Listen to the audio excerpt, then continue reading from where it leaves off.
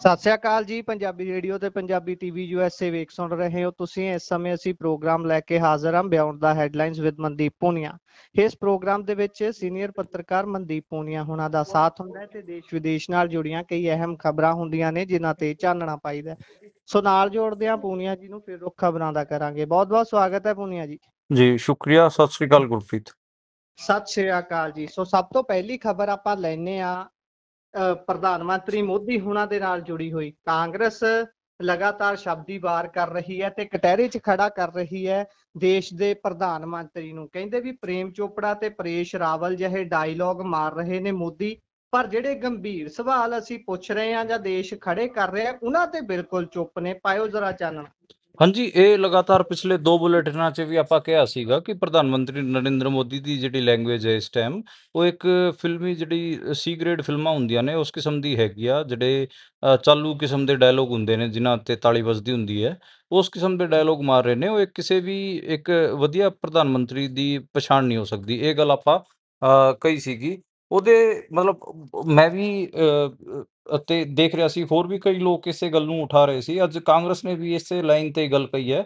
ਕਾਂਗਰਸ ਕਹਿ ਰਹੀ ਹੈ ਕਿ ਜਿਹੜਾ ਆਤੰਕੀ ਹਮਲਾ ਹੋਇਆ ਸੀਗਾ, ਦਹਿਸ਼ਤਗਰਦਾਂ ਨੇ ਪਹਿਲਗਾਮ ਦੇ ਵਿੱਚ ਹਮਲਾ ਕੀਤਾ ਸੀਗਾ, ਉੱਥੇ ਤੁਸੀਂ ਨਾ ਤਾਂ ਉਹ ਜਿਹੜੇ ਦਹਿਸ਼ਤਗਰਦ ਸੀ ਉਹਨਾਂ ਨੂੰ ਫੜਿਆ, ਉਹਨਾਂ ਦਾ ਪਤਾ ਹੀ ਨਹੀਂ ਲੱਗਿਆ ਕਿ ਜਿਨ੍ਹਾਂ ਨੇ ਬੰਦੇ ਮਾਰੇ ਉਹ ਕਿੱਧਰ ਗਏ ਕਿੱਧਰ ਨਹੀਂ। ਤੇ ਉੱਤੋਂ ਤੁਸੀਂ ਜਿਹੜੀ ਸ਼ਬਦਾਵਲੀ 'ਚ ਗੱਲ ਕਰ ਰਹੇ ਹੋ ਸਾਰੀ ਮਤਲਬ ਫਿਲਮੀ ਡਾਇਲੋਗਬਾਜ਼ੀ ਵਾਲੀ ਹੈ।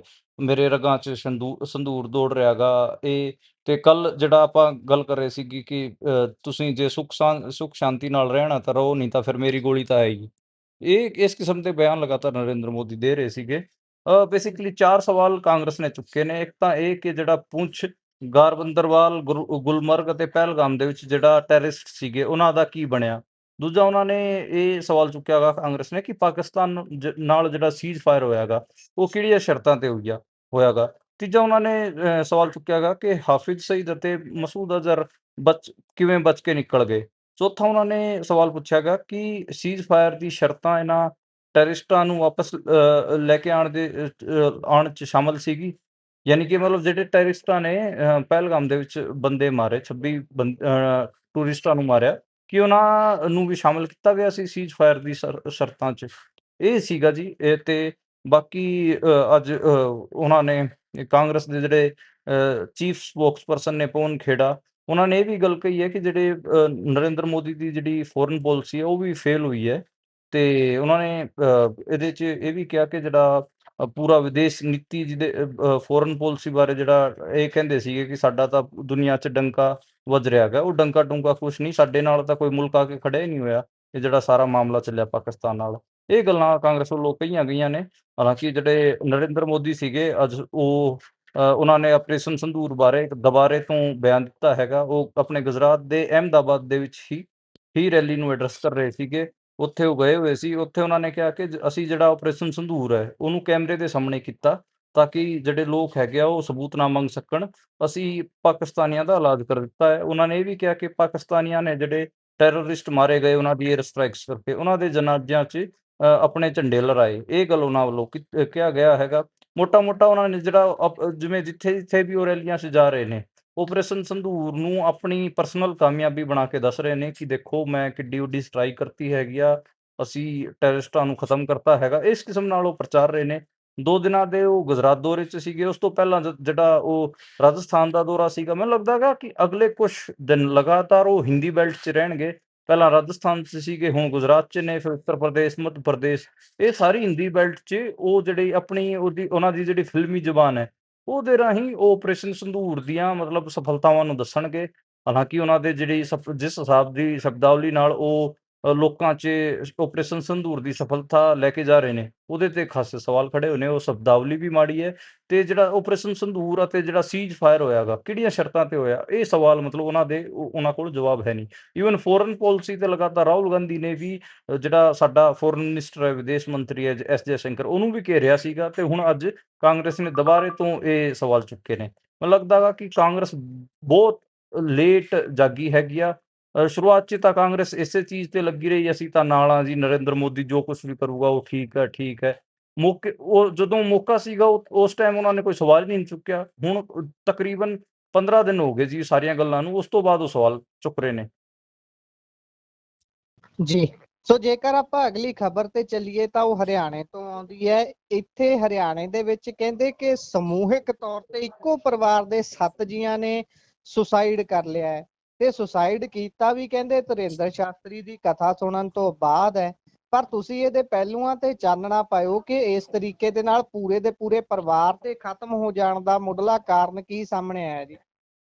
ਦੇਖੋ ਜੀ, ਇਹ ਹਰਿਆਣੇ ਦਾ ਪੰਚਕੂਲਾ ਸ਼ਹਿਰ ਹੈ ਜਿਹੜਾ ਚੰਡੀਗੜ੍ਹ ਨਾਲ ਹੀ ਲੱਗਦਾ ਗਾ, ਜਿਹਨੂੰ ਆਪਾਂ ਟਰਾਈ ਸਿਟੀ ਵੀ ਕਹਿੰਦੇ ਆ। ਮੋਹਾਲੀ, ਪੰਚਕੂਲਾ, ਚੰਡੀਗੜ੍ਹ ਤਿੰਨਾਂ ਨੂੰ ਆਪਾਂ ਜੋੜ ਕੇ ਦੇਖਦੇ ਹਾਂ। ਪੰਚਕੂਲਾ ਦੇ ਵਿੱਚ ਇਹ ਪੂਰੇ ਪਰਿਵਾਰ ਨੇ ਸੁਸਾਈਡ ਕਰਿਆ ਗਾ ਜੀ। 7 ਜੀਅ ਸੀਗੇ ਇਸ ਪਰਿਵਾਰ 'ਚ, ਤੇ ਇਹ ਪਰਿਵਾਰ ਇਹ ਮੰਨਿਆ ਜਾ ਰਿਹਾ ਗਾ ਕਿ ਤਕਰੀਬਨ 20 ਕਰੋੜ ਦੇ ਕਰਜ਼ੇ ਥੱਲੇ ਸੀਗਾ। ਇਸ ਪਰਿਵਾਰ ਨੇ ਪਹਿਲਾਂ ਬਘੇਸ਼ਵਰ ਵਾਲਾ ਜਿਹੜਾ ਬਾਬਾ ਧਿਰੇਂਦਰ ਸ਼ਾਸਤਰੀ ਉਹਦੀ ਕਥਾ ਸੁਣੀ, ਉਸ ਤੋਂ ਬਾਅਦ ਇਹ ਸਾਰੇ ਪਰਿਵਾਰ ਨੇ ਜ਼ਹਿਰ ਖਾ ਲਿਆ ਜੀ ਅਤੇ ਆਪਣੀ ਜਾਨ ਦੇ ਦਿੱਤੀ ਹੈ।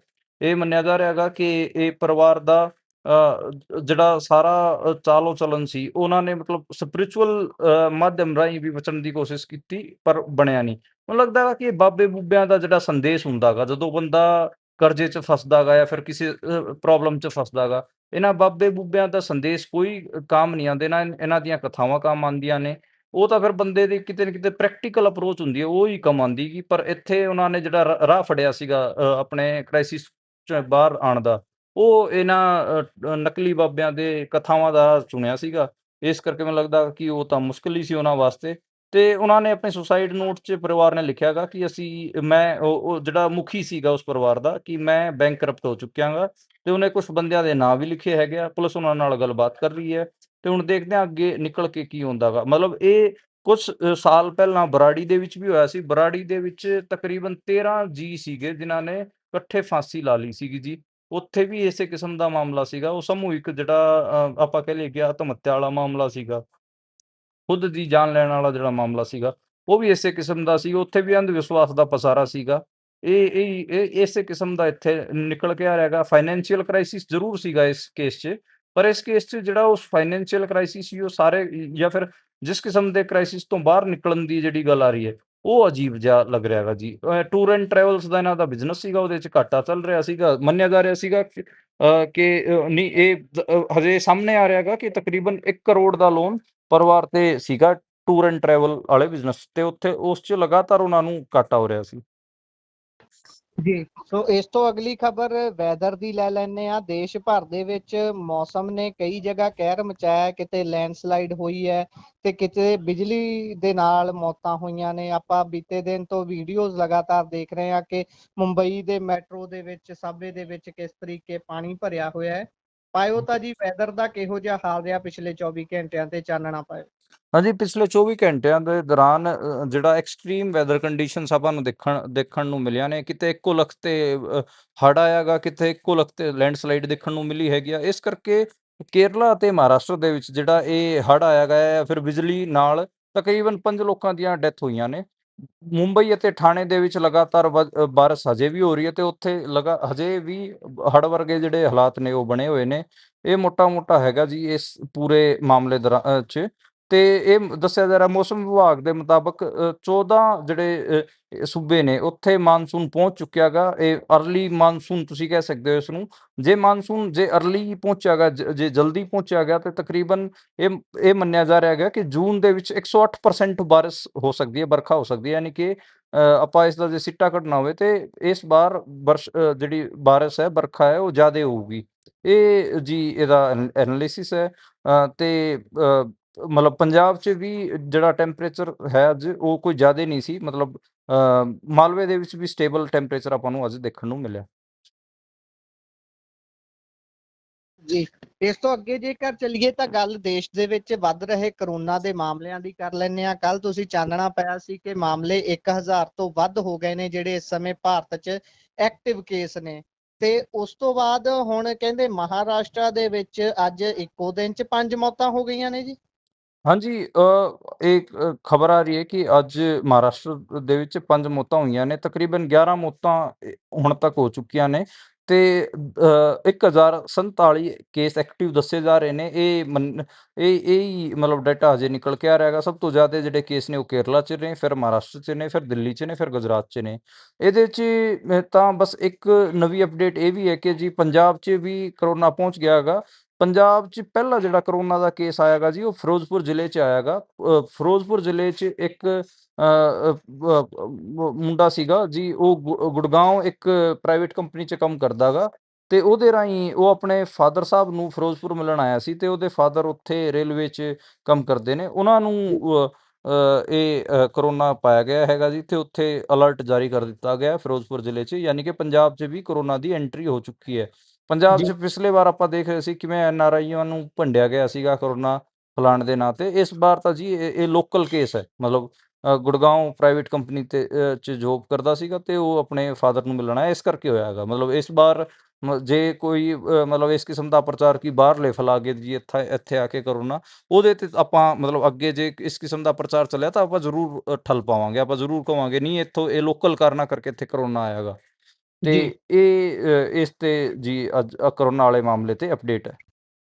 ਜੀ ਜੀ ਸੋ ਇਹ ਤਾਂ ਹੈ। ਜੇਕਰ ਆਪਾਂ ਇਸ ਤੋਂ ਅਗਲੀਆਂ ਖਬਰਾਂ ਦੇ ਵੱਲ ਵਧੀਏ ਤਾਂ ਉਧਰ ਬੀਤੇ ਦਿਨੀ ਤੁਸੀਂ ਖਬਰ ਸਾਂਝੀ ਕੀਤੀ ਸੀ ਕਿ ਕਿਸ ਤਰੀਕੇ ਦੇ ਨਾਲ ਜਿਹੜੇ ਨਾਮੀ ਗ੍ਰਾਮੀ ਨਕਸਲੀ ਸੀਗੇ, ਉਹਨਾਂ ਦੇ ਉੱਪਰ ਐਕਸ਼ਨ ਕੀਤਾ ਸੀ ਤੇ ਉਹਨਾਂ ਨੂੰ ਮਾਰ ਮੁਕਾਇਆ ਸੀ। ਤੇ ਤੁਸੀਂ ਇਹਨਾਂ ਦਾ ਪਿਛੋਕੜ ਵੀ ਦੱਸਿਆ ਸੀ ਕਿ ਕਿਵੇਂ ਸਾਰਾ ਕੁਝ ਵਾਪਰਦਾ ਹੈ ਤੇ ਕਿਵੇਂ ਇਹਨਾਂ ਨੂੰ ਇਹ ਸਾਰੀਆਂ ਚੀਜ਼ਾਂ ਦੇ ਨਾਲ ਜੋੜ ਕੇ ਦਿਖਾਇਆ ਜਾਂਦਾ ਹੈ। ਤੇ ਅੱਜ ਜਿਹੜੇ ਮੁੱਖ ਤੌਰ ਤੇ ਨਾਮੀ ਗ੍ਰਾਮੀ ਜਿਹੜਾ ਸ਼ਬਦ ਮੈਂ ਵਰਤ ਰਿਹਾ, ਬਸਵਾ ਰਾਜੂ ਜਿਹੜਾ ਨਕਸਲੀ ਸੀ, ਉਸ ਦੇ ਨਾਲ 8 ਲੋਕਾਂ ਨੂੰ ਜੇ ਕਹਿੰਦੇ ਵੀ ਉਹਨਾਂ ਦਾ ਅੰਤਿਮ ਸੰਸਕਾਰ ਕਰ ਦਿੱਤਾ ਗਿਆ ਹੈ ਜੀ।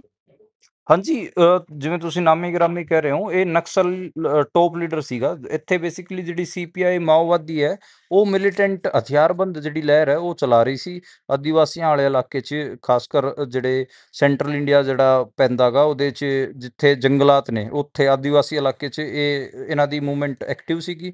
ਉੱਥੇ ਜਿਹੜੀ ਸਿਕਿਉਰਿਟੀ ਫੋਰਸਿਸ ਨੇ ਇਹਨਾਂ ਨੂੰ ਮਾਰਿਆ ਸੀਗਾ, ਇਹਨਾਂ ਮੁਠਭੇੜ 'ਚ। ਤੇ ਤਕਰੀਬਨ ਇਹਨਾਂ ਤੇ 10 ਕਰੋੜ ਦੇ ਇਨਾਮ ਸੀਗੇ। ਬਸਵਾ ਰਾਜੂ ਤੁਸੀਂ ਕਹਿ ਸਕਦੇ ਹੋ ਕਿ ਜਿਹੜੀ ਇੰਡੀਆ ਦਾ ਜਿਹੜਾ ਮਾਓਵਾਦੀਆਂ ਦਾ ਟੌਪ ਮਿਲੀਟੈਂਟ ਲੀਡਰ ਸੀਗਾ, ਉਹਨੂੰ ਇਹਨਾਂ ਨੇ ਮਾਰਿਆ ਗਾ। ਈਵਨ ਪੁਲਿਤ ਬਿਊਰੋ ਦੇ ਮੈਂਬਰਸ ਵੀ ਇਹਨਾਂ ਨੇ ਮਾਰੇ ਨੇ।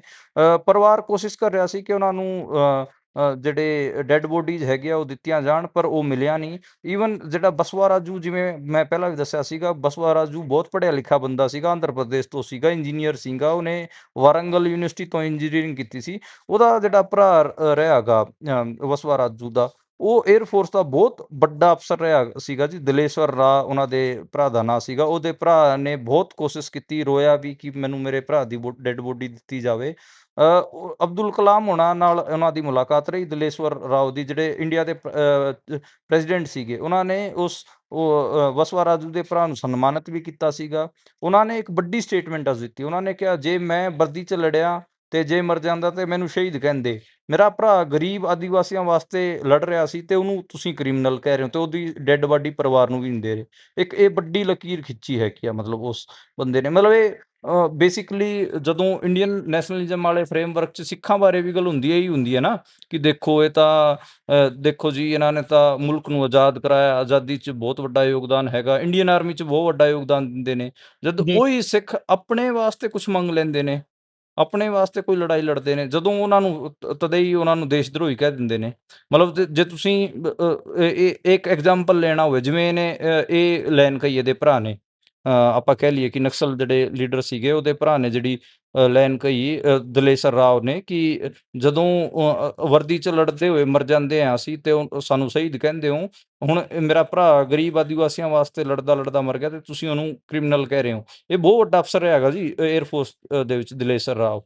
ਤੇ ਇਹਨੂੰ ਤੁਸੀਂ ਇਸ ਹਿਸਾਬ ਨਾਲ ਲਾਓ ਕਿ ਜਿਵੇਂ ਸਿੱਖਾਂ ਦੇ ਵਿੱਚ ਸਿੱਖਾਂ ਦਾ ਜਿਹੜਾ ਆਪਾਂ ਕਹਿ ਲਈਏ, ਇੰਡੀਅਨ ਆਰਮੀ ਨੇ ਜਿਹੜੇ ਹੀਰੋ ਜਨਰਲ ਸੁਭੇਗ ਸਿੰਘ ਸੀਗਾ, ਉਹਨੂੰ ਬਹੁਤ ਵੱਡਾ ਆਈਕਨ ਬਣਾ ਕੇ ਇੰਡੀਅਨ ਨੈਸ਼ਨਲਿਜ਼ਮ ਦਾ ਸੈਲੀਬ੍ਰੇਟ ਕੀਤਾ ਗਿਆ, ਕਿਉਂਕਿ ਉਸ ਬੰਦੇ ਦੀ ਜਿਹੜੀ ਕੰਟਰੀਬਿਊਸ਼ਨ ਸੀਗੀ ਮਤਲਬ ਇੰਡੀਅਨ ਉਹਨੂੰ ਬਚਾਉਣ ਵਾਸਤੇ, ਉਹ ਬਹੁਤ ਵੱਡੀ ਸੀਗੀ। ਪਰ ਜਦੋਂ ਉਹ ਉਸ ਆਪਾਂ ਕਹਿ ਲਈਏ ਕਿ ਇੱਕ ਮੂਵਮੈਂਟ ਦੌਰਾਨ ਜਨਰਲ ਸਵੇਗ ਸਿੰਘ ਨੇ ਜਦੋਂ ਆਪਣੇ ਪੰਜਾਬੀਆਂ ਨੇ ਸਿੱਖਾਂ ਨੇ ਜਦੋਂ ਆਪਣੇ ਹੱਕ ਮੰਗੇ, ਉਹਨਾਂ ਨੂੰ ਜਨਰਲ ਸਵੇਗ ਸਿੰਘ ਹੋਣਾ ਨੂੰ ਆਤੰਕਵਾਦੀ ਬਣਾ ਕੇ ਪੇਸ਼ ਕੀਤਾ ਗਿਆ ਇੰਡੀਅਨ ਸਟੇਟ ਵੱਲੋਂ। ਸਮਝੇ ਮਤਲਬ ਤੁਸੀਂ ਮੈਂ ਜਿਹੜੀ ਗੱਲ ਕਹਿਣਾ ਚਾਹ ਰਿਹਾ ਹਾਂ, ਜਦੋਂ ਇੰਡੀਅਨ ਸਟੇਟ ਵਾਸਤੇ ਤੁਸੀਂ ਫਾਈਟ ਕਰਦੇ ਹੋ, ਤੁਸੀਂ ਉਦੋਂ ਬਹੁਤ ਚੰਗੇ ਹੋ। ਜਦੋਂ ਜੀ ਮਤਲਬ ਆਪਣੇ ਹੱਕਾਂ ਵਾਸਤੇ, ਲੋਕਾਂ ਵਾਸਤੇ, ਜਿਵੇਂ ਇੱਧਰ ਸਿੱਖਾਂ ਦੇ ਹੱਕਾਂ ਵਾਸਤੇ ਲੜਾਈ ਸੀਗੀ, ਜੀ ਉੱਥੇ ਸੈਂਟਰਲ ਇੰਡੀਆ ਦੇ ਵਿੱਚ ਆਦੀਵਾਸੀਆਂ ਵਾਸਤੇ ਲੜਾਈ ਸੀ। ਉਹ ਹੂੰ ਉਹ ਇਹ ਦਲੇਸ਼ਵਰ ਰਾਓ ਦੀ ਸਟੇਟਮੈਂਟ ਨੂੰ ਇਸ ਕਿਸਮ ਨਾਲ ਤੁਸੀਂ ਡੀਕੋਡ ਕਰੋ। ਉਹਨਾਂ ਦੇ ਭਰਾ ਨੇ, ਮਤਲਬ ਉਹਨਾਂ ਦਾ ਭਰਾ ਜਿਹੜਾ ਬਸਵਾ ਰਾਜੂ ਦਾ ਭਰਾ ਸੀਗਾ, ਸਾਰੀ ਉਮਰ ਉਹਨੇ ਵਿਚਾਰੇ ਨੇ 에ਅਰ ਫੋਰਸ 'ਚ ਵੱਡੇ ਅਫਸਰ ਦੇ ਬਤੌਰ ਸਰਵ ਕੀਤਾ ਇੰਡੀਅਨ ਸਟੇਟ ਨੂੰ। ਉਹਦਾ ਭਰਾ ਆਦੀਵਾਸੀਆਂ ਵਾਸਤੇ ਲੜ ਰਿਹਾ ਸੀ, ਉਹਨੂੰ ਮਾਰ ਕੇ ਬਾਅਦ 'ਚ ਮੁੜ ਕੇ ਡੈੱਡ ਬੋਡੀ ਦੇਣ ਤੋਂ ਵੀ ਨਾ ਕਰ ਰਹੇ ਨੇ ਕਿ ਤੁਹਾਨੂੰ ਤੇ ਅੱਜ ਅੱਗ ਵੀ ਲਾਤੀ। 7 ਜਿਹੜੇ ਵੱਡੇ ਲੀਡਰ ਸੀਗੇ ਮਾਓਵਾਦੀਆਂ ਦੇ, ਉਹਨਾਂ ਦੇ ਮਨਦੀਪ ਜੀ ਇਹ ਦੱਸਿਓ ਕਿ ਪਰਿਵਾਰ ਉੱਥੇ ਮੌਜੂਦ ਵੀ ਨਹੀਂ ਸੀ ਜਦੋਂ ਇਹਨਾਂ ਦਾ ਅੰਤਿਮ ਨਾ ਜੀ, ਪੁਲਿਸ ਨਹੀਂ ਕਰਤਾ ਜੀ। ਇਹ ਜਿਹੜਾ ਅੰਤਿਮ ਸੰਸਕਾਰ ਕੀਤਾ ਹੈ, ਪੁਲਿਸ ਵਾਲਿਆਂ ਨੇ ਕੀਤਾ ਨਾਰਾਇਣਪੁਰ ਦੇ ਵਿੱਚ। ਤੇ ਜੀ ਡੈੱਡ ਬੋਡੀਜ਼ ਵਾਸਤੇ ਲਗਾਤਾਰ ਜਿਹੜਾ ਪਰਿਵਾਰ ਸੀ ਬਸਵਾ ਰਾਜੂ ਦਾ, ਉਹ ਕਹਿ ਰਿਹਾ ਸੀ ਸਾਨੂੰ ਡੈੱਡ ਬੋਡੀ ਮਿਲਣੀ ਚਾਹੀਦੀ, ਉਹਨਾਂ ਨੂੰ ਡੈੱਡ ਬੋਡੀ ਨਹੀਂ ਦਿੱਤੀ ਗਈ। ਸੋ ਦੇਖ ਲਓ, ਇਹ ਤਾਂ ਹਾਲ ਹੈ ਇਸ ਦੇਸ਼ ਦਾ, ਇਸ ਦੇਸ਼ ਨੂੰ ਚਲਾਉਣ ਵਾਲੇ ਢਾਂਚੇ ਦਾ, ਕਿ ਇਸ ਤਰੀਕੇ ਦੇ ਨਾਲ ਜੇਕਰ ਕੋਈ ਆਪਣੇ ਹੱਕਾਂ ਦੀ ਗੱਲ ਜਾਂ ਕਿਸੇ ਗਰੀਬ ਗੁਰਬੇ ਦੇ ਹੱਕਾਂ ਦੇ ਲਈ ਲੜਨ ਦੀ ਗੱਲ ਕਰਦਾ ਹੈ ਤਾਂ ਉਸ ਨੂੰ ਕਿਸ ਤਰੀਕੇ ਦੇ ਨਾਲ ਅੱਤਵਾਦੀ ਬਣਾ ਕੇ ਦਿਖਾ ਕੇ ਪੇਸ਼ ਕੀਤਾ ਜਾਂਦਾ ਹੈ। ਉਸ ਦੀ ਜਿਉਂਦੀ ਜਾਗਦੀ ਤਸਵੀਰ ਮਨਦੀਪ ਹੁਣੀ ਤੁਹਾਡੇ ਸਾਹਮਣੇ ਇਹਦੇ 'ਚ ਇੱਕ ਪੁਆਇੰਟ ਹੋਰ, ਕਿਉਂਕਿ ਇੰਡੀਆ ਦਾ ਇਹ ਮਤਲਬ ਹੁਣ ਆਪਾਂ ਗੱਲ ਕਰਨੀ ਚਾਹੀਏ ਤਾਂ ਪੂਰੇ ਇੰਟਰਨੈਸ਼ਨਲ ਮੀਡੀਆ ਦੀ ਇਹਦੇ ਨਜ਼ਰ ਸੀਗੀ, ਕਿਉਂਕਿ ਇੰਡੀਆ 'ਚ ਇੱਕੋ ਐਕਟਿਵ ਮਿਲੀਟੈਂਟ ਮੂਵਮੈਂਟ ਬਚਿਆ ਹੋਇਆ ਸੀ ਜਿਹਦੇ 'ਚ ਲਗਾਤਾਰ ਸੰਘਰਸ਼ ਜਾਰੀ ਸੀਗਾ। ਇਹ ਜਿਹੜੇ ਮਾਓਵਾਦੀ ਸੀ, ਇਹਨਾਂ ਨੇ ਸੀਜ਼ ਫਾਇਰ ਵਾਸਤੇ ਵੀ ਗੱਲ ਕਹੀ ਸੀ ਕਿ ਇਹ ਕਹਿ ਰਹੇ ਸੀ ਕਿ ਆਦਿਵਾਸੀਆਂ ਦੀ ਕੁਛ ਡਿਮਾਂਡਾਂ ਨੇ, ਉਹਨਾਂ ਨੂੰ ਤੁਸੀਂ ਪੂਰੀ ਕਰ ਦਿਓ, ਅਸੀਂ ਸੀਜ਼ ਫਾਇਰ ਕਰ ਦਿਆਂਗੇ। ਇਹ ਗੱਲਬਾਤ ਵਾਸਤੇ ਲਗਾਤਾਰ ਪ੍ਰੈਸ਼ਰ ਪਾ ਰਹੇ ਸੀ। ਈਵਨ ਆਂਧਰਾ ਪ੍ਰਦੇਸ਼ ਗਵਰਨਮੈਂਟ ਵੀ, ਤੇਲੰਗਾਨਾ ਗਵਰਨਮੈਂਟ ਵੀ ਇਹ ਕਹਿ ਰਹੀ ਸੀ ਕਿ ਤੁਸੀਂ ਇਹਨਾਂ ਨਾਲ ਗੱਲਬਾਤ ਕਰੋ ਤੇ ਇਹ ਯੁੱਧ ਵਿਰਾਮ, ਜਿਵੇਂ ਉਹ ਕਹਿੰਦੇ ਨੇ ਕਿ ਮਤਲਬ ਸ਼ਾਂਤੀ ਵਾਸਤੇ ਤਿਆਰ ਨੇ, ਸਮਝੌਤੇ ਵਾਸਤੇ ਤਿਆਰ ਨੇ। ਪਰ ਅਮਿਤ ਸ਼ਾਹ ਹੋਰਾਂ ਨੇ ਉਹਨਾਂ ਨਾਲ ਗੱਲਬਾਤ ਹੀ ਨਹੀਂ ਕੀਤੀ, ਯਾਨੀ ਕਿ ਉਹ ਆਦੀਵਾਸੀਆਂ ਦੇ ਜਿਹੜੇ ਕੁਐਸਚਨ ਸੀ ਉਹਨਾਂ ਨੂੰ ਐਡਰੈਸ ਹੀ ਨਹੀਂ ਕਰਨਾ ਚਾਹੁੰਦੇ। ਮਤਲਬ ਜੇ ਜੀ ਗੱਲਾਂ ਤੁਸੀਂ ਸੋਚੋ ਕਿ ਉਹ ਤਾਂ ਵਿਚਾਰੇ ਹਥਿਆਰਬੰਦ ਨਿਕਲ ਗਏ ਸੀਗੇ, ਨਹੀਂ, ਅਮਿਤ ਸ਼ਾਹ ਹੋਰਾਂ ਨੇ ਉਹਨਾਂ ਨਾਲ ਗੱਲਬਾਤ ਨਾ ਕਰਕੇ ਇਹ ਮੈਸੇਜ ਵੀ ਦਿੱਤਾ ਕਿ ਸਾਨੂੰ ਆਦੀਵਾਸੀਆਂ ਦੇ ਕੁਐਸਚਨ ਨਾਲ ਕੋਈ ਲੈਣਾ ਦੇਣਾ ਨਹੀਂ। ਉਹੀ ਕਹਿਣ ਦਾ ਭਾਵ ਹੈ, ਅਸੀਂ ਕੁਚਲਣਾ ਹੀ ਹੈ, ਅਸੀਂ ਗੱਲਬਾਤ ਦਾ ਰਾਹ ਇਖਤਿਆਰ ਨਹੀਂ ਕਰਨਾ। ਅਸੀਂ ਜਿਹੜਾ ਵੀ ਸਾਡੇ ਸਾਹਮਣੇ ਆਉਂਦਾ ਹੈ ਅਸੀਂ ਉਹਨੂੰ ਕੁਚਲ ਕੇ ਲੰਘਣਾ। ਇੱਕ ਤਰੀਕੇ ਦਾ ਜਿਹੜਾ ਕੁਮਾਰ ਸਿਰ ਤੇ ਚੜਿਆ ਹੋਇਆ ਹੈ ਸੱਤਾ ਦੇ ਵਿੱਚ ਵੱਡੀ ਗਿਣਤੀ, ਵੱਡੀ ਭਾਗੀਦਾਰੀ ਹੋਣ ਦਾ, ਉਹਦਾ ਵੀ ਰੌਲਾ ਰਹਿੰਦਾ ਕਿਉਂਕਿ ਕੋਈ ਖਿਲਾਫਤ ਕਰਨ ਦੇ ਲਈ ਵੀ ਨਹੀਂ ਬਚਦਾ। ਪਰ ਅੱਗੇ ਚੱਲੀਏ, ਉਧਰ ਨੀਤੀ ਆਯੋਗ ਦੇ ਜਿਹੜੇ ਮੈਂਬਰ ਨੇ ਉਹ ਕਹਿੰਦੇ ਵੀ ਭਾਈ ਇਹ ਗੱਲ ਤਾਂ ਝੂਠ ਹੈ ਜਿਹੜੀ ਇਹ ਪ੍ਰਚਾਰੀ ਜਾਂਦੇ ਨੇ ਵੀ ਭਾਰਤ ਚੌਥੀ ਸਭ ਤੋਂ ਵੱਡੀ ਅਰਥ ਵਿਵਸਥਾ ਬਣ ਚੁੱਕਿਆ ਹੈ। ਪਰ ਕਹਿੰਦੇ ਨਹੀਂ, ਜੇ ਬਣਿਆ ਨਹੀਂ ਤਾਂ ਬਣ ਸਕਦਾ ਹੈ, ਪਰ ਕਦੋਂ ਤੱਕ ਬਣ ਸਕਦਾ ਹੈ ਇਸ ਤੇ ਜ਼ਰੂਰ ਚਾਨਣਾ ਪਾਇਓ। ਦੇਖੋ, ਜਿਹੜੇ ਨੀਤੀ ਆਯੋਗ ਹੈਗੇ ਆ, ਉਹਦੇ ਜਿਹੜੇ CEO BVR ਸੁਬਰਮਣੀਅਮ, ਉਹਨਾਂ ਨੇ 24 ਮਈ ਨੂੰ ਇੱਕ ਦਾਅਵਾ ਕੀਤਾ ਸੀ ਪ੍ਰੈਸ ਕਾਨਫਰੰਸ ਕਰਕੇ ਕਿ ਅਸੀਂ ਜਾਪਾਨ ਨੂੰ ਪਛਾੜ ਕੇ ਦੁਨੀਆ ਦੀ ਚੌਥੀ ਵੱਡੀ ਇਕੋਨਮੀ ਬਣ ਗਏ ਹੈਗੇ ਆ। ਇਹ ਜਦੋਂ ਇਸ ਦਾਅਵੇ ਦੀ ਅੱਡ-ਅੱਡ ਏਜੰਸੀਆਂ ਨੇ, ਇੰਡੀਪੈਂਡੈਂਟ ਏਜੰਸੀਆਂ ਨੇ ਆਪਾਂ ਕਹੀਏ ਕਿ ਜਾਣਕਾਰੀਆਂ ਦਿੱਤੀਆਂ ਕਿ ਨਹੀਂ, ਇਹ ਝੂਠ ਬੋਲ ਰਹੇ ਨੇ, ਕੋਈ ਹਜੇ ਅਸੀਂ ਚੌਥੀ ਵੱਡੀ ਇਕੋਨਮੀ ਨਹੀਂ ਬਣੇ, ਸਾਡੇ ਤੋਂ ਅੱਗੇ ਜਾਪਾਨ ਹਜੇ ਵੀ ਹੈਗਾ। ਤੇ ਫਿਰ ਕਿਉਂਕਿ ਲਗਾਤਾਰ IMF ਦੇ ਜਿਹੜੇ ਆંકੜੇ ਸੀ, ਉਹਨਾਂ ਦਾ ਵੀ ਹਵਾਲਾ ਦਿੱਤਾ ਜਾ ਰਿਹਾ ਸੀਗਾ।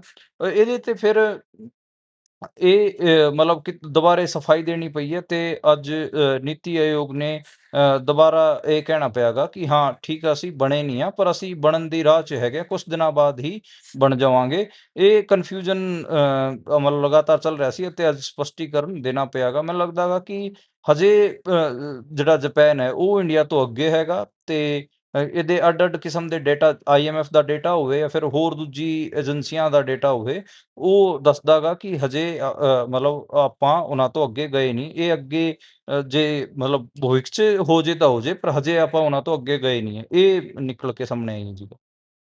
ਜੀ, ਉਧਰ ਅੰਮ੍ਰਿਤਸਰ ਦੇ ਵਿੱਚ ਇੱਕ ਬਲਾਸਟ ਹੋਇਆ ਜਿਸ ਦੇ ਵਿੱਚ ਇੱਕ ਵਿਅਕਤੀ ਦੀ ਮੌਤ ਵੀ ਹੋਈ ਹੈ ਜੀ। ਉਹ ਇਹ ਸਾਰਾ ਕੀ ਸਥਿਤੀ ਹੈ ਪਾਇਓ ਚਾਨਣਾ? ਦੇਖੋ ਅੰਮ੍ਰਿਤਸਰ ਦੇ ਵਿੱਚ ਇਹ ਖਬਰ ਜਿਹੜੀ ਤਕਰੀਬਨ ਮੰਨੀ ਜਾ ਰਹੀ ਹੈ ਕਿ ਅੱਜ ਦੁਪਹਿਰ ਦੀ ਹੈਗੀ ਆ। ਉੱਥੇ ਇੱਕ ਬੰਬ ਬਲਾਸਟ ਹੋਇਆ ਹੈਗਾ ਉੱਥੇ, ਜਿਸ 'ਚ ਇੱਕ ਸ਼ਖਸ ਦੀ ਮੌਤ ਹੋਈ ਹੈ। ਉਹ ਬੰਬ ਦੇ ਲਵੇ ਗਿਆ ਤੇ ਬੰਬ ਨੂੰ ਛੂਹਣ ਦੀ ਕੋਸ਼ਿਸ਼ ਕਰ ਰਿਹਾ ਸੀ ਤੇ ਉੱਥੇ ਉਹ ਬੰਬ ਫਟ ਗਿਆ ਤੇ ਉਹਦੀ ਮੌਕੇ ਤੇ ਮੌਤ ਹੋ ਗਈ। ਇਹ ਗੱਲ ਨਿਕਲ ਕੇ ਸਾਹਮਣੇ ਆ ਰਹੀ ਹੈ। ਜਿਹੜੇ ਅੰਮ੍ਰਿਤਸਰ ਦਿਹਾਤੀ ਦੇ ਐਸਐਸਪੀ ਨੇ ਮਨਿੰਦਰ ਸਿੰਘ, ਤੇ ਉਹ ਤਾਂ ਇਹ ਕਹਿ ਰਹੇ ਨੇ ਕਿ ਇਹ ਪਾਕਿਸਤਾਨ ਏਜੰਸੀਆਂ ਦਾ ਕੰਮ ਹੈ, ਤੇ ਜਿਹੜਾ ਡੀਆਈਜੀ ਹੈ ਉਹਨਾਂ ਦਾ ਬਿਆਨ ਹੈ ਕਿ ਇਹ ਜਿਹੜਾ ਬੱਬਰ ਖਾਲਸਾ ਨੇ ਕਰਾਇਆ ਹੈਗਾ। ਯਾਨੀ ਕਿ ਪੁਲਿਸ ਵੀ ਆਪਸ 'ਚ ਮਤਲਬ ਆਪਾਂ ਲਾ ਲਈਏ ਕਿ ਇੱਕ ਨਹੀਂ ਹੈ। ਅੰਮ੍ਰਿਤਸਰ ਦਿਹਾਤੀ ਐਸਐਸਪੀ ਕੁਛ ਕਹਿ ਰਹੇ ਨੇ ਤੇ ਡੀਆਈਜੀ ਕੁਛ ਹੋਰ ਕਹਿ ਰਹੇ ਨੇ। ਹਜੇ ਮਤਲਬ ਇਨਵੈਸਟੀਗੇਸ਼ਨ ਜਾਰੀ ਹੈ, ਦੇਖਣਾ ਪਊਗਾ ਕਿ ਇਹਦੇ 'ਚ ਕਿਹਦਾ ਰੋਲ ਹੈ, ਕਿ ਕੌਣ ਇਸ ਦੀ ਉਹ ਲੈਂਦਾ ਗਾ, ਮਤਲਬ ਜ਼ਿੰਮੇਦਾਰੀ ਲੈਂਦਾ ਗਾ। ਜੀ, ਵੈਸੇ ਤਾਂ ਕਹਿ ਰਹੇ ਨੇ ਕਿ ਇੱਕ ਕਿਸਮ ਦਾ ਆਤੰਕੀ ਹਮਲਾ ਹੈ। ਉਧਰ ਅੱਜ ਐਮਪੀ ਅੰਮ੍ਰਿਤਪਾਲ ਸਿੰਘ ਹੁਣਾਂ ਦੇ ਹੱਕ ਦੇ ਵਿੱਚ ਵੱਖ-ਵੱਖ ਜ਼ਿਲ੍ਹਿਆਂ ਦੇ ਅੰਦਰ ਪ੍ਰਦਰਸ਼ਨ ਹੋਏ ਨੇ। ਖਾਸ ਤੌਰ ਤੇ ਤੀਜੀ ਵਾਰ ਜਿਹੜੀ ਐਨਐਸਏ ਦੇ ਵਿੱਚ ਵਾਧਾ ਕੀਤਾ ਗਿਆ ਉਸ ਨੂੰ ਲੈ ਕੇ, ਇਸ ਤੇ ਪਾਇਓ ਚਾਨਣਾ। ਹਾਂਜੀ, ਅਸਮ ਦੀ ਡਿਬਰੂਗੜ੍ਹ ਜੇਲ੍ਹ 'ਚ ਬੰਦ ਖਡੂਰ ਸਾਹਿਬ ਤੋਂ ਸਾਂਸਦ ਅੰਮ੍ਰਿਤਪਾਲ ਸਿੰਘ ਹੋਣਾ ਦੇ ਹੱਕ 'ਚ ਅੱਜ ਉਹਨਾਂ ਦੀ ਸੋਲੀਡੈਰਿਟੀ 'ਚ ਪੂਰੇ ਪੰਜਾਬ 'ਚ ਮਾਰਚ ਕੱਢੇ ਗਏ ਨੇ। ਉਹਨਾਂ ਤੇ ਜਿਹੜਾ ਐਨਐਸਏ ਨੂੰ ਐਕਸਟੈਂਡ ਕੀਤਾ ਗਿਆ ਹੈਗਾ ਤੀਜੀ ਵਾਰ, ਉਹਦੇ ਉਲਟ ਇਹ ਮਾਰਚ ਕੱਢੇ ਗਏ ਹੈਗੇ ਆ। ਬੇਸਿਕਲੀ ਮੋਹਾਲੀ, ਫਤਿਹਗੜ੍ਹ ਸਾਹਿਬ, ਜਲੰਧਰ, ਫਰੀਦਕੋਟ, ਅੰਮ੍ਰਿਤਸਰ ਹੋਰ ਕਈ ਸ਼ਹਿਰਾਂ 'ਚ ਇਹ ਮਤਲਬ ਮਾਰਚ ਜ਼ਿਆਦੇ ਵੱਡੇ ਸੀਗੇ। ਮੋਹਾਲੀ ਦੇ ਵਿੱਚ ਤਾਂ ਮਤਲਬ ਕੋਈ ਐਡੀ ਉਹ ਨਹੀਂ ਸੀ, ਆਪਾਂ ਕਹਿ ਲਈਏ ਕਿ ਇੰਨੇ ਲੋਕ ਨਹੀਂ ਸੀਗੇ। ਸਭ ਤੋਂ ਜ਼ਿਆਦੇ ਲੋਕ ਫਤਿਹਗੜ੍ਹ ਸਾਹਿਬ, ਅੰਮ੍ਰਿਤਸਰ, ਫਰੀਦਕੋਟ ਉਸ ਇਲਾਕਿਆਂ 'ਚ ਜ਼ਿਆਦੇ ਦੇਖੇ ਗਏ। ਈਵਨ ਤਰਨਤਾਰਨ ਪੱਟੀ ਵਾਲਾ ਜਿਹੜਾ ਇਲਾਕਾ ਹੋ ਗਿਆ, ਤਰਨਤਾਰਨ, ਖਡੂਰ ਸਾਹਿਬ, ਉੱਥੇ ਵੀ ਠੀਕ-ਠਾਕ ਮਾਰਚ ਹੋਏ ਨੇ। ਮੋਹਾਲੀ ਦੇ ਵਿੱਚ ਸਰਬਜੀਤ ਸਿੰਘ ਖਾਲਸਾ ਇਸ ਨੂੰ ਲੀਡ ਕਰ ਰਹੇ ਸੀਗੇ। ਉਹਨਾਂ ਨੇ ਉਹੀ ਗੱਲਾਂ ਆਪਣੀਆਂ ਦੁਹਰਾਈਆਂ ਜਿਹੜੀਆਂ ਡਿਮਾਂਡਾਂ ਵੀ ਹੈਗੀਆਂ ਸਿੱਖ ਪੋਲੀਟੀਕਲ ਪ੍ਰਿਜ਼ਨਰਸ ਵਾਲੀ, ਤੇ ਇਹਦਾ ਵਿਰੋਧ ਕੀਤਾ ਕਿ ਐਨਐਸਏ ਬਣਦੀ ਨਹੀਂ ਹੈਗੀ ਆ। ਵਕੀਲ ਵੀ ਇਹਦੇ 'ਚ ਸ਼ਾਮਲ ਹੋਏ, ਸਿਵਲ ਸੁਸਾਇਟੀ ਦੇ ਲੋਕ ਵੀ ਸੀਗੇ ਤੇ ਹੋਰ ਵੀ ਕਈ ਲੋਕ ਸੀਗੇ। ਤੇ ਫਤਿਹਗੜ੍ਹ ਸਾਹਿਬ ਦੇ ਵਿੱਚ ਜਿਹੜਾ ਮਾਰਚ ਕੱਢਿਆ ਗਿਆ, ਉਹ ਵਾਰਿਸ ਪੰਜਾਬ ਦੀ ਜਿਹੜੀ ਜਥੇਬੰਦੀ ਹੈ ਇਹਨਾਂ ਦੀ, ਉਹਦੀ ਅਗਵਾਈ ਹੇਠ ਕੱਢਿਆ ਗਿਆ ਸੀਗਾ। ਉਹਦੇ 'ਚ ਜ਼ਿਆਦੇ ਬੰਦੇ ਸੀਗੇ ਜੀ। ਤੇ ਫਰੀਦਕੋਟ ਵੀ ਕੱਢਿਆ ਗਿਆ ਤੇ ਸਾਰਿਆਂ ਦਾ ਇਹੀ ਡਿਮਾਂਡ ਹੈ ਕਿ ਐਨਐਸਏ ਤੀਜੇ ਸਾਲ ਐਕਸਟੈਂਡ ਨਹੀਂ ਹੋਣੀ ਚਾਹੀਦੀ ਸੀ। ਹਾਲਾਂਕਿ ਜਿਹੜਾ ਪਰਿਵਾਰ ਹੈ ਉਹ Punjab and Haryana high court ਵੀ ਗਿਆ ਹੈਗਾ, ਪਟੀਸ਼ਨ ਤਿਆਰ ਹੋ ਚੁੱਕੀ ਹੈਗੀ ਆ। ਜਿਸ ਦਿਨ ਇਹ ਕੇਸ ਲੱਗਣਾ ਗਾ ਉਦੋਂ ਆਪਾਂ ਨੂੰ ਪਤਾ ਲੱਗੂਗਾ ਕਿ ਕਿਸ ਬਿਹਾਫ ਤੇ ਜਿਹੜਾ ਪਰਿਵਾਰ ਹੈ ਇਸ ਐਨਐਸਏ ਨੂੰ ਅਪੋਜ਼ ਕਰ ਰਿਹਾ ਹੈਗਾ। ਜੀ, ਉਧਰ ਲੁਧਿਆਣਾ ਦੇ ਵਿੱਚ ਜਿਹੜੀ ਜ਼ਮੀਨ ਐਕਵਾਇਰ ਹੋਣੀ ਹੈ ਡਿਵੈਲਪ ਕਰਨ ਦੇ ਲਈ, ਉਸ ਦੇ ਖਿਲਾਫ ਲਗਾਤਾਰ ਕਿਸਾਨ ਡਟੇ ਹੋਏ ਨੇ। ਤੇ ਕੀ ਕਹਿ ਰਹੇ ਨੇ ਕਿਸਾਨ ਇਸ ਤੋਂ ਅੱਗੇ ਹੁਣ ਸੰਘਰਸ਼ ਦਾ ਮੋੜ ਕਿੱਧਰ ਨੂੰ ਜਾਊਗਾ? ਅ, ਦੇਖ ਦੇਖੋ ਇੱਕ ਗੱਲ ਤਾਂ ਇਹ ਹੈ ਕਿ ਜਿਹੜਾ ਇਹ ਕਿਸਾਨਾਂ ਦੀ ਫਰਟਾਈਲ ਲੈਂਡ ਨੂੰ ਅਕਵਾਇਰ ਕਰਨ ਦਾ ਮਾਮਲਾ ਸੀਗਾ, ਉਹ ਮਤਲਬ ਪੰਜਾਬ ਦੇ ਲੋਕਾਂ ਤੱਕ ਪਹੁੰਚ ਤਾਂ ਗਿਆ ਹੈ, ਇਹਦੀ ਪਹੁੰਚ ਤਾਂ ਹੋ ਗਈ ਹੈ। ਜਿਹੜੇ ਕਿਸਾਨ ਹੈਗੇ ਆ ਉਹ ਲਗਾਤਾਰ ਵਿਰੋਧ ਵੀ ਕਰ ਰਹੇ ਨੇ। ਇਹਦੇ ਤੇ ਪਹਿਲਾ ਸਟੈਪ ਤਾਂ ਇਹੀ ਹੈ ਕਿ ਹਰੇਕ ਪਿੰਡ 'ਚ ਜਿਹੜੀ ਪੰਚਾਇਤਾਂ ਨੇ, ਜਿਹੜਾ ਭਾਈਚਾਰਾ ਹੈਗਾ, ਸਾਰੇ ਭਾਈਚਾਰੇ ਨੇ, ਉਹ ਇਸ ਪ੍ਰੋਜੈਕਟ ਦੇ ਉਲਟ ਮਤੇ ਪਾ ਰਹੇ ਨੇ। ਪਹਿਲਾ ਤਾਂ ਇਹ ਹੈ। ਦੂਜਾ ਇਹ ਹੈ ਕਿ ਜਿਹੜੀ ਕਿਸਾਨ ਯੂਨੀਅਨਾਂ ਹੈ ਉਹ ਵੀ ਲਗਾਤਾਰ ਧਰਨੇ ਦੇ ਰਹੀਆਂ ਨੇ। ਲੁਧਿਆਣੇ ਤੇ ਜਿਹੜਾ ਗਲਾਡਾ ਦਾ ਆਫਿਸ ਹੈ, ਗ੍ਰੇਟਰ ਲੁਧਿਆਣਾ ਡਿਵੈਲਪਮੈਂਟ ਅਥਾਰਟੀ ਜਿਹੜੀ ਹੈ, ਉਹਦੇ ਦਫ਼ਤਰ ਦੇ ਬਾਹਰ ਅੱਜ ਸੰਯੁਕਤ ਕਿਸਾਨ ਮੋਰਚਾ ਨੇ ਮਤਲਬ ਆਪਾਂ ਕਹੀਏ ਕਿ ਪ੍ਰਦਰਸ਼ਨ ਵੀ ਕੀਤਾ। ਉਸ 'ਚ ਆਮ ਕਿਸਾਨ ਵੀ ਸ਼ਾਮਲ ਸੀ ਤੇ ਸਥਾਨਕ ਲੋਕ ਵੀ ਸ਼ਾਮਲ ਸੀ। ਇਸ 'ਚ ਜਿਹੜੀ ਬੀਕੇਯੂ ਡਕੌਂਦਾ ਹੋ ਗਈ, ਜਮਹੂਰੀ ਕਿਸਾਨ ਸਭਾ ਹੋ ਗਈ ਤੇ ਹੋਰ ਆਪਾਂ ਬੀਕੇਯੂ ਰਾਜੇਵਾਲਾ, ਉਹ ਜਿੰਨੇ ਵੀ ਉਸ ਇਲਾਕੇ 'ਚ ਕਿਸਾਨ ਯੂਨੀਅਨਾਂ ਨੇ, ਉਹ ਸਾਰੀਆਂ ਸਰਗਰਮ ਦਿਖੀਆਂ ਤੇ ਸਾਰੇ ਜਿਹੜੇ ਕਿਸਾਨ ਹੈਗੇ ਆ ਉਹ ਲਗਾਤਾਰ ਇਸ ਦਾ ਵਿਰੋਧ ਕਰ ਰਹੇ ਨੇ। ਮੈਨੂੰ ਲੱਗਦਾ ਗਾ ਕਿ ਆਉਣ ਵਾਲੇ ਦਿਨਾਂ 'ਚ ਜੇ ਇਸ ਜਿਹੜਾ ਗਲਾਡਾ ਡਿਵੈਲਪਮੈਂਟ ਅਥਾਰਟੀ ਜਿਹੜੀ ਹੈ, ਲੁਧਿਆਣਾ ਡਿਵੈਲਪਮੈਂਟ ਅਥਾਰਟੀ, ਇਹ ਜੇ ਇਸਨੇ ਆਪਣਾ ਪ੍ਰੋਜੈਕਟ ਨਾ ਰੋਕਿਆ ਤੇ ਵੱਡੇ ਪ੍ਰਦਰਸ਼ਨ ਆਪਾਂ ਨੂੰ ਦੇਖਣ ਨੂੰ ਇਸ ਤੇ ਮਿਲ ਸਕਦੇ ਨੇ।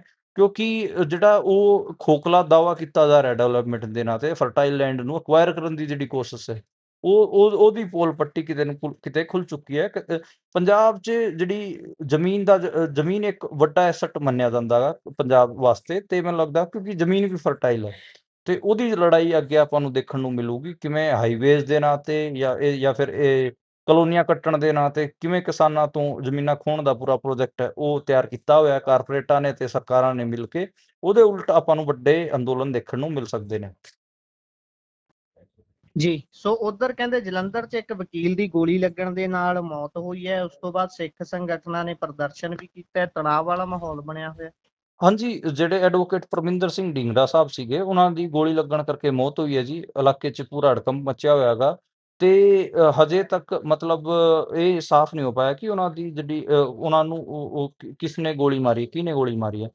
ਜਿਹੜੇ ਪਰਮਿੰਦਰ ਸਿੰਘ ਢੀਂਗਰਾ ਹੋਰਾਂ ਦਾ ਮੈਂ ਤੁਹਾਨੂੰ ਇੱਕ ਪਰਿਚੈ ਇਹ ਵੀ ਦੇ ਦਿੰਦਾ ਕਿ ਉਹ ਪਰਮਿੰਦਰ ਸਿੰਘ ਢੀਂਗਰਾ ਸਾਹਿਬ ਹੋਰੀ ਆਲ ਇੰਡੀਆ ਸਿੱਖ ਸਟੂਡੈਂਟ ਫੈਡਰੇਸ਼ਨ ਦੇ ਪ੍ਰੈਜ਼ੀਡੈਂਟ ਰਹੇ ਨੇ। ਇਸ ਕਰਕੇ ਜੀ। ਹੀ ਸਾਰੇ ਸਿੱਖ ਸੰਗਠਨ ਪ੍ਰਦਰਸ਼ਨ ਕਰ ਰਹੇ ਨੇ। ਹਜੇ ਤੱਕ ਉਹਨਾਂ ਦਾ ਅੰਤਿਮ ਸੰਸਕਾਰ ਜਦੋਂ ਤੱਕ ਮੈਂ ਮਤਲਬ ਮੈਨੂੰ ਗੱਲ ਦਾ ਪਤਾ ਲੱਗਿਆ ਗਾ, ਹਜੇ ਤੱਕ ਉਹਨਾਂ ਦੀ ਜਿਹੜੀ ਡੈਡ ਬੋਡੀ ਹੈ ਉਹ ਘਰ ਦੇ ਅੰਦਰ ਹੀ ਹੈ। ਹਜੇ ਤੱਕ ਉਹਨਾਂ ਦਾ ਅੰਤਿਮ ਸੰਸਕਾਰ ਨਹੀਂ ਕੀਤਾ ਗਿਆ ਹੈਗਾ ਤੇ ਲਗਾਤਾਰ ਜਿਹੜਾ ਪਰਿਵਾਰ ਹੈ ਉਹ ਜਸਟਿਸ ਵਾਸਤੇ ਮਤਲਬ ਡਿਮਾਂਡ ਕਰ ਰਿਹਾ ਹੈਗਾ ਜਸਟਿਸ ਦੀ।